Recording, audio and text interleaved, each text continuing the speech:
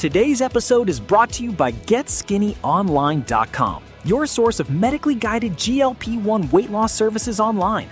You'll find popular peptides like Semaglutide and Tirzepatide in injectable, liquid, and pill forms to make your weight loss journey easy. Go to GetSkinnyOnline.com or check the show notes for the link. Now, here's your hosts.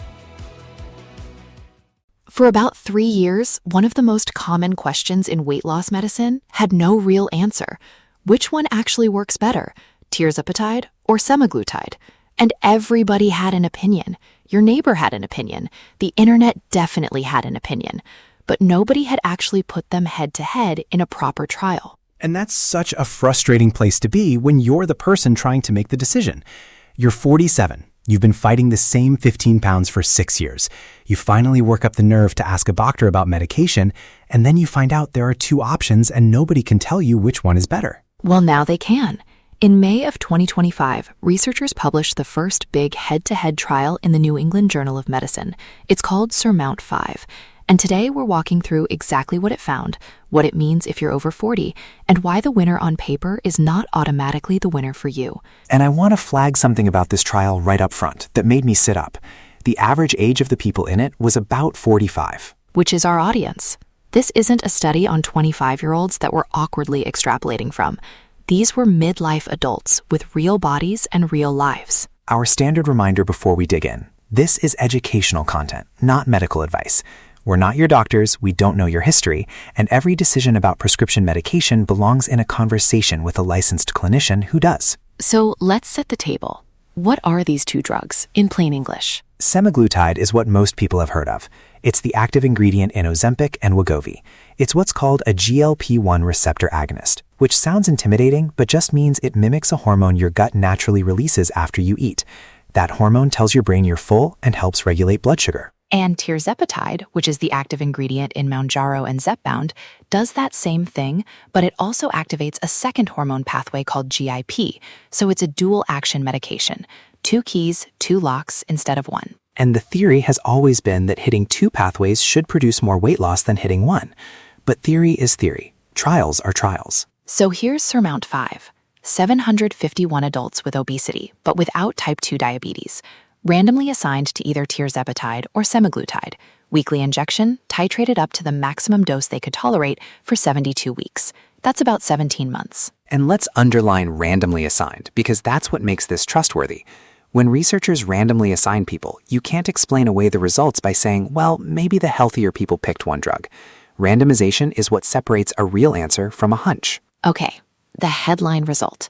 At 72 weeks, the Tirzepatide group lost an average of 20.2% of their body weight. The Semaglutide group lost 13.7%. So about 6.5 percentage points apart, which sounds abstract until you put it in pounds. For someone starting at 250 pounds, that's roughly 50 pounds versus roughly 33 pounds.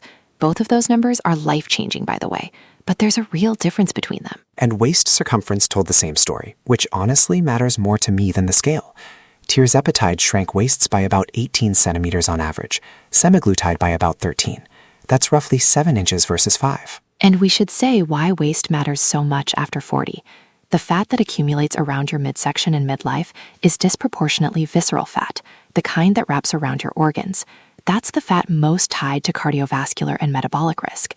So a bigger waist reduction isn't a vanity metric, it's a health metric. There was one more number that jumped out. Almost 20% of the Tirzepatide group lost at least 30% of their body weight. In the Semaglutide group, it was under 7%. So if you're someone with a lot to lose, that gap gets more meaningful. Okay, so Tirzepatide wins, episode over, everyone go home? No. And this is exactly where most coverage of this study stops and does everybody a disservice, because average results are not personal results. So let's talk about all the reasons the runner-up might be the right choice for a specific human being. Start with side effects, because that's what actually determines whether someone stays on a medication. Both drugs had similar side effect profiles overall, mostly gastrointestinal, mostly mild to moderate, mostly clustered during the dose escalation phase when you're stepping up. But here's the interesting part. People stopping the medication because of digestive side effects happened about twice as often in the Semaglutide group, around 5.6% versus 2.7%. Which is genuinely surprising, right? The stronger drug was actually a little easier to stay on in this trial. And clinicians who work with both medications describe something similar. There are patients who couldn't tolerate the nausea on semaglutide, switched to tirzepatide, and the nausea largely went away. Because these aren't just different doses of the same thing. They're different molecules working through different combinations of pathways.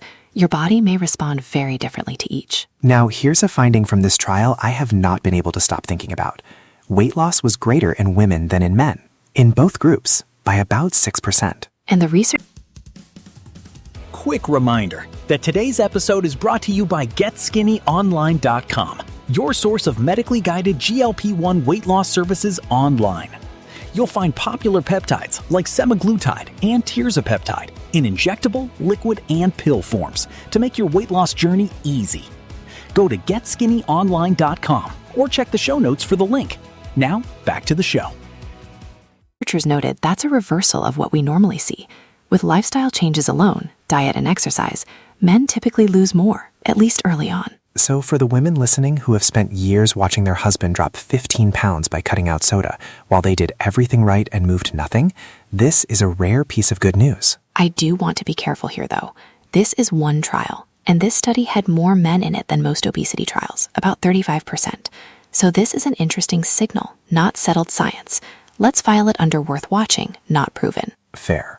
Let's talk cost, because for a lot of people, that's the actual deciding factor, not the trial data. Right. And here the ranking flips. Brand name Tirzepatide has generally run somewhere around $1,400 to $1,500 a month without insurance. Brand name Semaglutide has been more like $1,000 to $1,200, so the more effective drug is also the more expensive one. Though this is shifting fast in 2026, there were federal pricing agreements that brought certain brand name GLP-1s down to around $245 a month through new programs. And there's a Medicare pilot starting this summer with copays as low as $50 for eligible people. So please don't take last year's price as gospel. Ask. And compounded versions of both exist at lower prices, which we did a whole episode on. Short version, if you missed it, compounded medications come from licensed pharmacies with a real prescription, but they are not FDA approved. And everything we're discussing today, all these trial numbers, came from the brand name products. Go back and listen to that episode if you're weighing that option, because there's real nuance there. So let's get to the part that this show exists for. What does all this mean specifically if you're over 40? And I want to start with the thing almost nobody talks about, muscle. This is the one that keeps me up at night, honestly. When you lose weight, any weight from any method, some percentage of what you lose is lean mass, muscle, not just fat. And after 40, we're already dealing with sarcopenia, which is the gradual age-related loss of muscle mass that happens to us all of us. Women can lose somewhere in the range of 3 to 8% of muscle per decade starting in their 30s, and it accelerates after menopause. Men are on a similar slope as testosterone declines. So look at what we just said. Tirzepatide produced 20% body weight loss in 17 months. That's a lot of tissue leaving your body fast, in a body that's already fighting to hold onto muscle. Without protection, that's a real risk. And here's the cruel irony. The medication that's suppressing your appetite is the same thing making it hard to eat enough protein to protect your muscle. Which is why, and I want to say this as clearly as I can, if you're over 40 on either of these medications, protein and strength training are not optional add-ons. They're part of the treatment. Prioritize protein at every meal, especially when you're not hungry, and get resistance training in at least twice a week. Twice a week, not a gym membership you feel guilty about. 2 sessions. Bands at home count, body weight counts. Because here's the thing. If you lose 40 pounds and a meaningful chunk of it is muscle, you now have a lower resting metabolism, worse blood sugar control, and less strength, which makes keeping the weight off harder. You've won the scale and lost the war. The other over 40 layer is hormones. For women in perimenopause and menopause, declining estrogen shifts fat storage toward the belly and genuinely changes how your body responds to everything. That's not in your head, and it's not a discipline problem. For men, gradually declining testosterone chips away at muscle and energy. Which is why the medication question shouldn't be the only question. If you're 48 and struggling, the right conversation includes hormones, sleep, stress, and strength, not just which injection to pick. And then medications plural. By midlife, a lot of us are on something for blood pressure, cholesterol, thyroid, mood, blood sugar. Both these drugs slow stomach emptying, which can change how other medications absorb. That's a real conversation with a real clinician, not a checkbox on a web form. Let's do some fast myth busting. Myth 1. Tirzepatide is just a stronger version of semaglutide. Nope. Different molecules, different mechanisms. Tirzepatide adds that second GIP pathway. That's why some people who fail on one do fine on the other, in either direction. Myth 2. Since tirzepatide won the trial, semaglutide is obsolete. Absolutely not. Semaglutide produced 13.7% average weight loss in this trial. That is an outstanding result by any historical standard. It's often more affordable, and it has the longest track record and the deepest body of research behind it, including cardiovascular and kidney outcome data. For plenty of people, it's the better starting point. Myth 3, and this one is about our audience specifically. It's too late for me. My metabolism is broken. I'm past the age where this stuff works. The average person in this trial was 45 years old and lost 20% with their body weight, not 25-year-olds, 40-somethings. It is demonstrably not too late. Now, who should be cautious? Anyone with a personal or family history of medullary thyroid cancer or a condition called MEN2 should not take these medications. If you have a history of pancreatitis, significant digestive disease, or an eating disorder, you need a careful conversation first. Not for use in pregnancy, and if you're on multiple medications, that full list needs review. And one more that gets missed. Neither of these is designed to be a short sprint. There was a study published in the British Medical Journal this January finding that people who stopped weight loss injections regained weight about 4 times faster than people who stopped conventional dieting. So the question isn't just which drug, it's what's the long-term plan. Which brings us to our sponsor, and this topic is squarely in their lane. Today's episode is brought to you by Get Skinny Online. They connect you with U.S. licensed doctors who look at your actual health history and goals and determine which approach, if any, makes sense for you, with ongoing supervision and dose adjustments along the way. And that's really the theme here. The trial can tell you what happened on average across 751 people. It can't tell you what happens to you. That's what a clinician who knows your history is for. You can learn more at getskinnyonline.com. All right, 3 takeaways.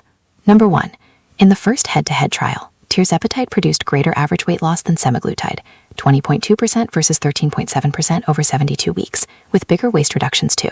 That's the clearest answer we've ever had. Thanks for listening. Today's episode was brought to you by GetSkinnyOnline.com, your source for medically guided GLP-1 weight loss services. They have popular peptides like Semaglutide and Tirzepatide in injectable, liquid, and pill forms to make your weight loss journey easy. Go to GetSkinnyOnline.com or check the show notes for the link. See you next time.